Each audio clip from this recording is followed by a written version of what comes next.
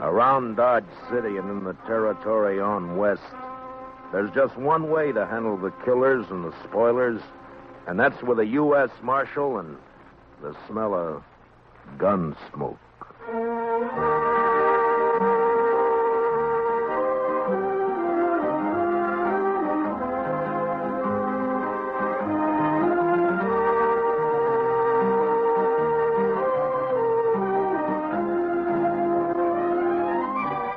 Gunsmoke, starring William Conrad. The story of violence that moved west with young America. The story of a man who moved with it. Matt Dillon, United States Marshal.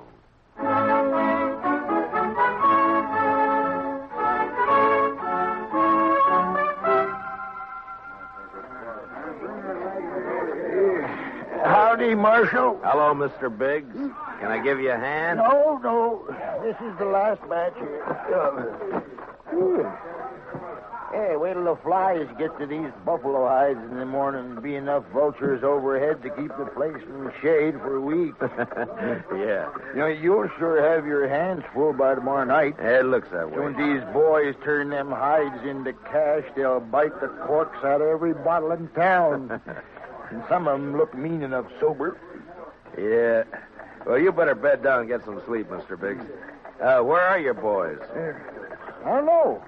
Jeff had some trouble with the dry axle up near Pawnee Rock, and Boaz stopped to help him fix it. But they shouldn't be this long behind me. Well, if I see him, I'll tell him where to find you. You can tell Jeff, but Boaz ain't even going to hear you. Why? What's the matter with him? Oh, he's riding higher than an eagle. You know that white buffalo you've been hearing about?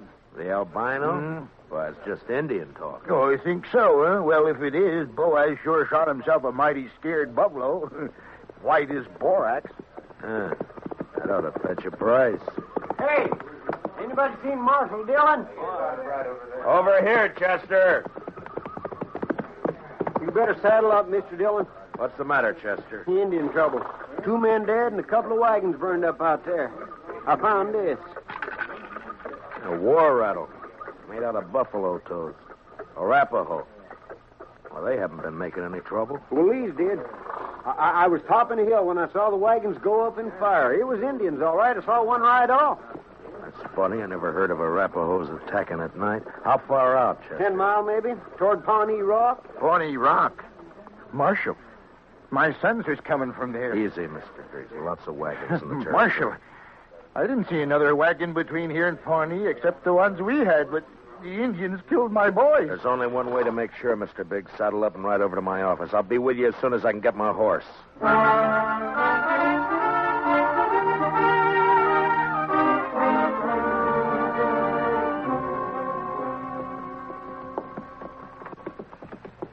I cut back through those button willows over there when I spotted the wagons being fired.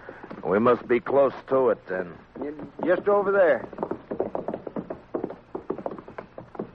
Right down yonder. See him? Yeah. I see him. We rode up and dismounted. The last glint of hope in Mr. Biggs' eyes died. His boys were there, all right. And it wasn't nice to see. Kill him. I'll get him, please. I'll murder every redskin in the territory. We got to bring your sons in, Mr. Biggs. You know what the morning's going to be like. You don't want to leave them out here. Now, come on.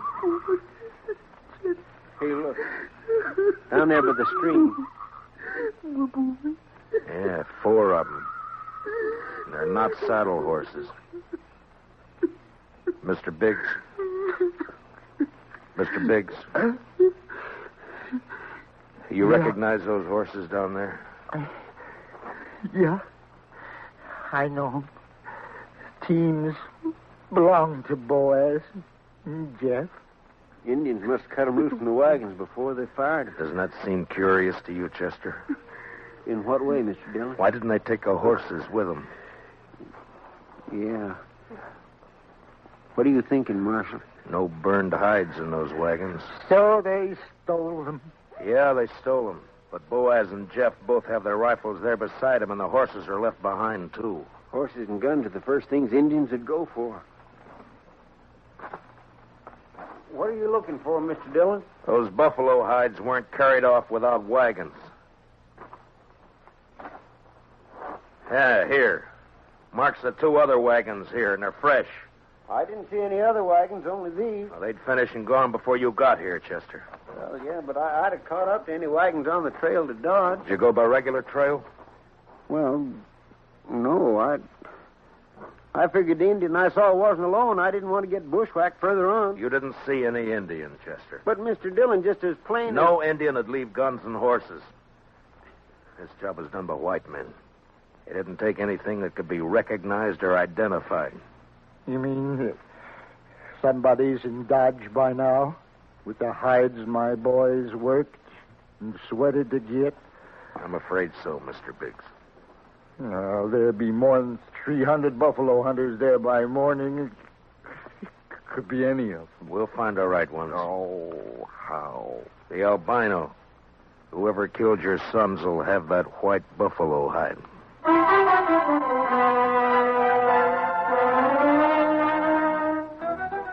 It was almost sunup when we got back to town, and more wagons had jammed the main street lining up for the unloading barns. I rode down the line, looking them over one by one. Howdy, Marshal. Some of the men would take their money, drink it up, and drift away. Few would stay long enough to be buried on Boot Hill. Then suddenly a wagon driver up ahead pulled out a line. Oh, hey, wait a minute, Jim. Oh, hold it there. Take your hands on that key. I'll take my hands off as soon as you get back to your place. All right, I'm waiting now. Let go of that bit, mister. Don't do that, stranger. Get your hand away from that gun. Well, now, knows any law around you. There is, so don't try making your own. You got no right grabbing my team. I got plenty right when it tries to horn in front of me, Marshal. That's a lie, Marshal. He cut Never him mind. hard. You both want to cool your heads out in jail? Now, what's your name? Tennessee's good enough. A lot of people from Tennessee coming into the territory. Most of them are pretty peaceful. That sounds like you're saying I'm not. You move pretty fast for that gun. Man can lose his temper. You lost yours 4 times, according to the notches you've carved into that gun butt, but don't try for number 5, not here. How about you? What do you call? Charlie Kell. Charlie Kell, huh? They ever call you Chuck?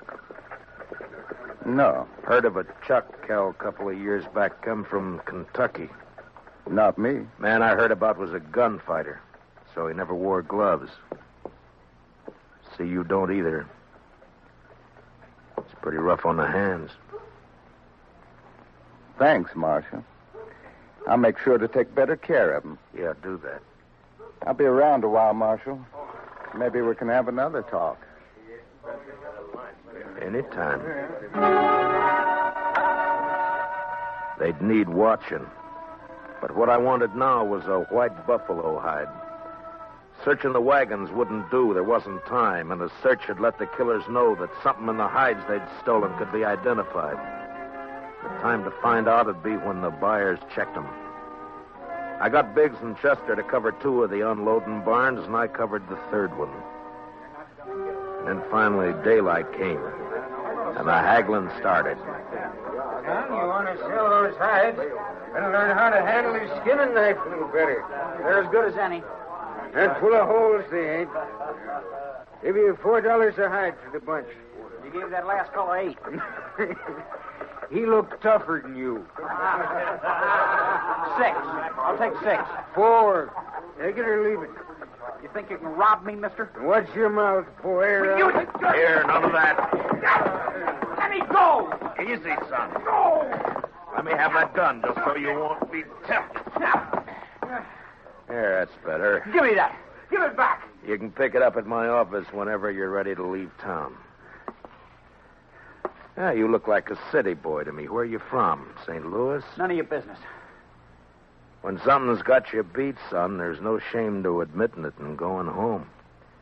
Sometimes that takes a real man. Don't tell me what to do. Why don't you watch your own job? Why don't you leave me alone, Marshal? I ain't got a white buffalo hide. What'd you say, boy? You heard me. What do you know about a white buffalo hide? What everybody else knows. That you're looking for one. Everybody in town knows it. How? Because the old man whose sons were bushwhacked all liquored up over at the other barn, shooting off his mouth.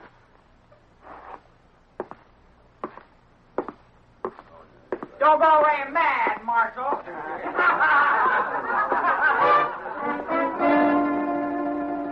Mr. Biggs wasn't at the barn where I'd left him. I cut through an alley to Front Street and headed for the saloons. I never got to him. Mr. Dillon? Mr. Dillon? What's the matter, Chester? Old man Biggs. Where is he? I'm looking for him. Well, he was over by the barn I was watching, drunk, going through the wagon. Yeah, I know about that. I was trying to get him to go back to his own barn, but all of a sudden, he took off. For where? I don't know, but there was one wagon he was watching in particular. The driver walked away from it with a package of some kind. That white hide? It could have been, I don't know, but Big sure thought so. He lit out after a fellow with blood in his eye. Which way? Down there where the boy's been hitching the empty wagon. Well, let's go. Old boy's drunk enough to make trouble. He's liable to kill somebody. Or get killed.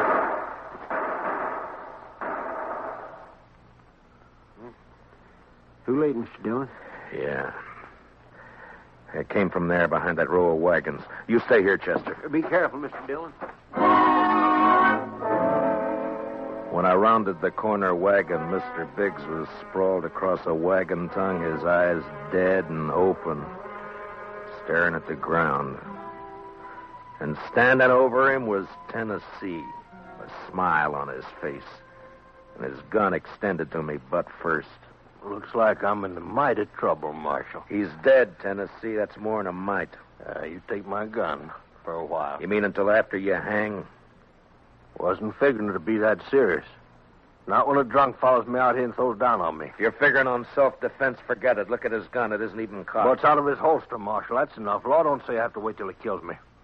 You'll have to make a jury believe that. No, you shouldn't have much trouble doing that, Marshal. What are you doing here, Mr. Kell? Oh, I just happened to follow Tennessee out here. Why? Well, you broke up our little argument in town. Thought I'd get him alone here. See if maybe he was still nursing a grudge he wanted to settle. But the old man beat me to it. Now, Tennessee here ain't exactly a friend of mine, as you know, but I hate to see any man hang when he ain't guilty. Is that your personal verdict, Mr. Kell? That's right, Marshal. The old man threw down on him, and Tennessee had to kill him in self-defense. Chester, Yes, sir, Mr. Dillon? which one of them had the package? This one. This is the fellow the old man was after. All right, Tennessee, where is it? I don't know anything about a package. Look in the wagon, Chester.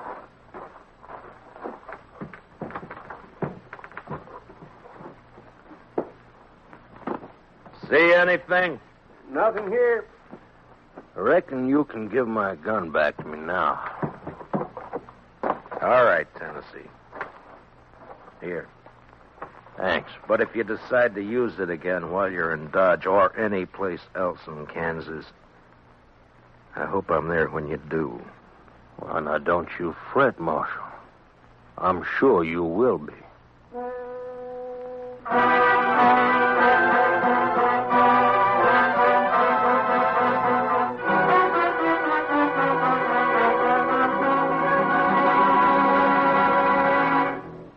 We will return for the second act of Gunsmoke in just a moment. But first, action, excitement, thrills. That's Gangbusters. Gangbusters helps to fight crime by fearlessly naming the criminals. Listen for it later this evening on CBS Radio. Now, the second act of Gunsmoke.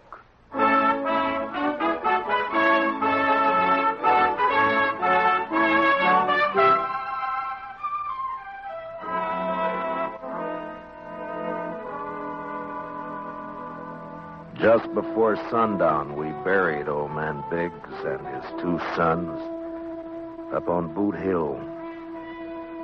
By the time the service was over and I rode down, darkness had fallen, and everything was going full blast. The town was roaring. Seemed like a good man, old Biggs. He was, Chester. So were his boys. Yeah, but there are too many men like Tennessee and Cal coming in, Mr. Dillon. They won't last, Chester. They'll keep coming, but they won't last. They'll take a gun and go against a man, but they won't sweat. They won't take root and build. We still going to look for that hide? Yeah. Well, just what do you want me to do, Mr. Dillon? Tennessee and Kell will be in town, but their wagons are back there with the other empties. Ride back and look them over. Oh, they might have had somebody carry that package off for them. It might be, but they don't seem like partners, Mr. Dillon. From what I heard, you stopped them from gunfighting. Took more than one man to kill the Biggs boys, and more than one man and more than one wagon to cart the hides in. Well, you mean they staged that trouble just for you? Just for me.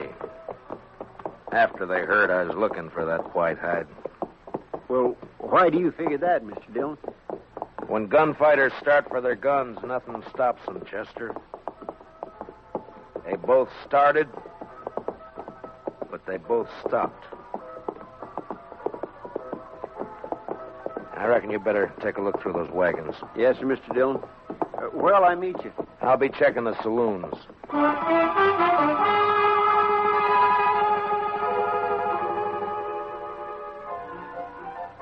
One by one, I made the stops. The Long Branch, the Alafraganza, the Texas Trail. And one by one, they got quieter as I went in. As though each place was holding its breath, waiting for something to happen.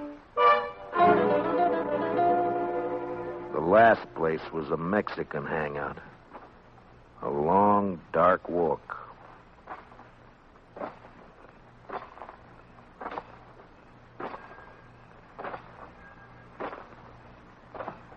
Hello, Marshal.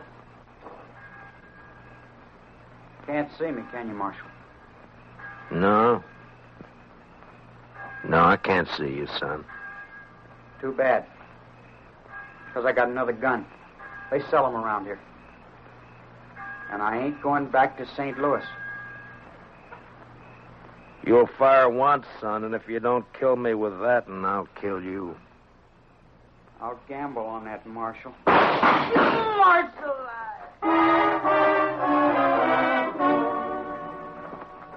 He lurched from the shadows into the street, staggered, and fell.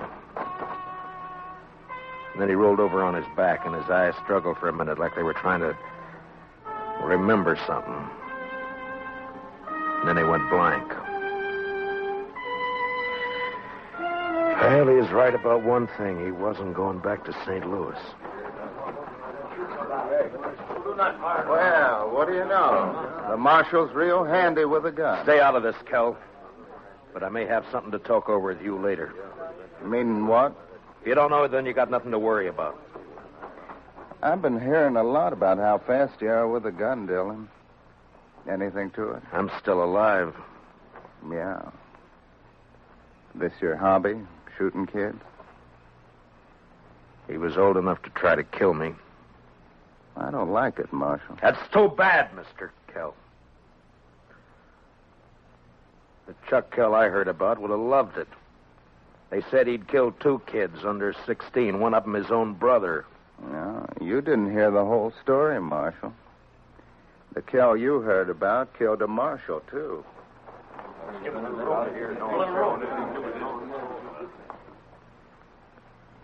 You made the bid, Mr. Kell. And you got a gun. Use it or I'll take it away from you. Come and get it. Anytime. Here it is.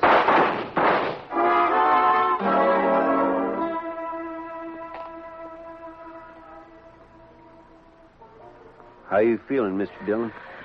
I'm all right, Chester. Doc fixed your head. Wasn't much he could do for Kell, though. I hit him. If you didn't, he sure died for nothing. He was fast, all right. Boys say you made him look like a sleepy burro. Never even cleared his holster. And my head says different. You didn't get that from Cal. What do you mean? Tennessee was up the street with a rifle. He creased you. Huh? Where is he now? I don't know, Mr. Dillon. He rode out of town before I could stop him.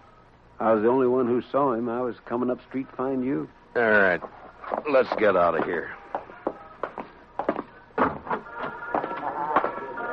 Did you find anything in the wagons? No, sir. But I found Tennessee's wife. Wife? That's right, Mr. Dillon. In a small wagon next to his. He's a squaw man. His wife's an Indian girl. Well, let's find her.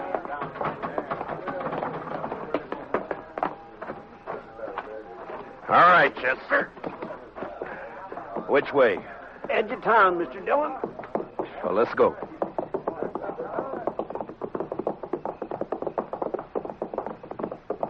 You talked to the wife? Yes, sir. Found out Tennessee and Kel were friends, all right. They left her here night before last and arranged to meet her here today. She said they were driving empty wagons when they left her. Ask her what tribe she belonged to? Didn't have to ask, Mr. Dillon. I could tell by her beads. She's an Arapaho.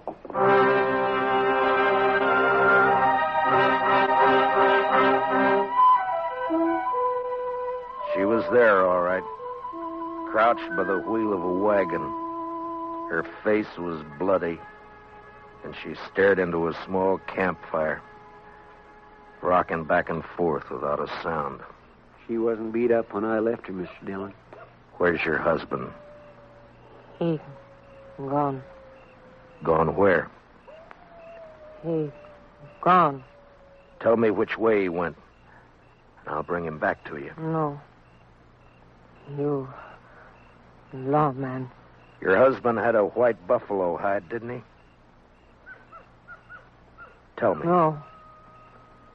Other man killed white buffalo.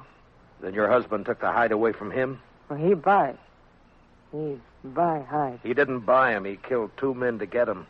He killed with Indian paint on his face. He left an Arapaho war rattle. He wants the blame to come to your people. If the white men think the Arapahoes are on the warpath, the soldiers will come. No. Arapaho, peaceful. Where's the white hide? What'd your husband do with it? He tell me. Bury it. Where? Where's it buried? There. Back there. By tree. Go dig it up, Chester. And then stay with her till I get back. You going after him, Mr. Dillon? As soon as she tells me which way. All right, Mr. Dillon. You're white man. No good. Now tell me which way he went. You let him go. He not come back. I can't let him go. If I do, the soldiers will come after your people. He beat you, and he ran away from you. Now he'll bring death to your tribe unless I get him. Where did he go? He ride to where moon sleep. I rode east. Tennessee had about an hour's start, but I figured to make up most of that before sunrise. The prairie was open and flat except for an occasional roll, and the Arkansas River would keep him from cutting south. His best bet for a fresh horse would be Kinsley, and I rode hard for it. It was just turning daylight when I rode in.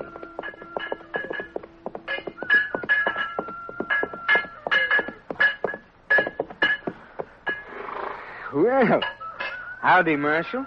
Morning. Good morning. Got a place I can water my horse? Throw off right there. Just let him loose. He'll find it. Thank you. Looks like you come a long way. Dodge.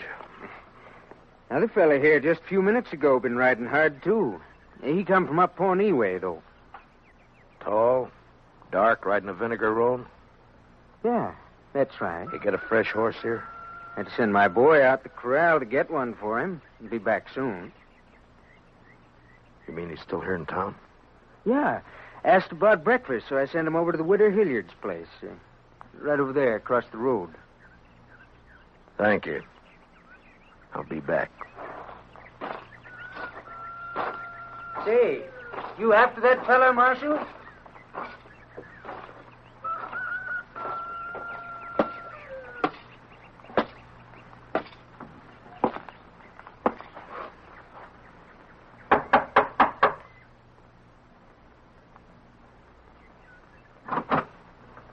Yes? Understand you're serving breakfast, ma'am. Why, sure thing, Marshal. Dillion! That's right. Give me a clear way out the door, or I'll kill you. Come by me, Tennessee. I'll come shooting. That's all right. But just be sure you get me this time. Why,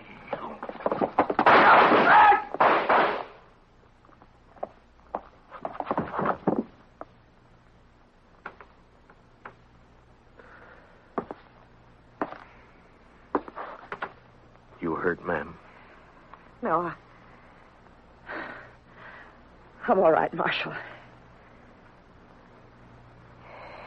He looks kind of dead. Yeah. Bad one, hmm? Yes'm. Gunfighter. Thief. Killer. What's your name, Marshal? Dillion, ma'am. Matt Dillion. I'm sorry about... Marshal. When my husband brought me out here 15 years ago, Indians burned this place down 3 times. I'm used to killing. You want to carry him out? I'll go fix you that breakfast.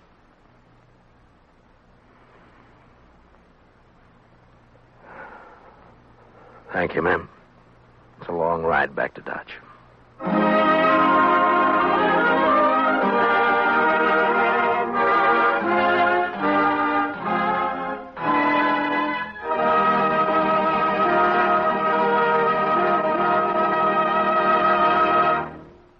Gunsmoke, transcribed under the direction of Norman Macdonnell, stars William Conrad as Matt Dillion, U.S. Marshal.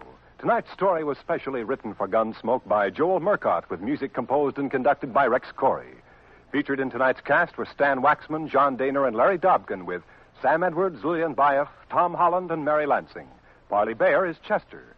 Join us again next week as Matt Dillion, U.S. Marshal, fights to bring law and order out of the wild violence of the West in Gunsmoke.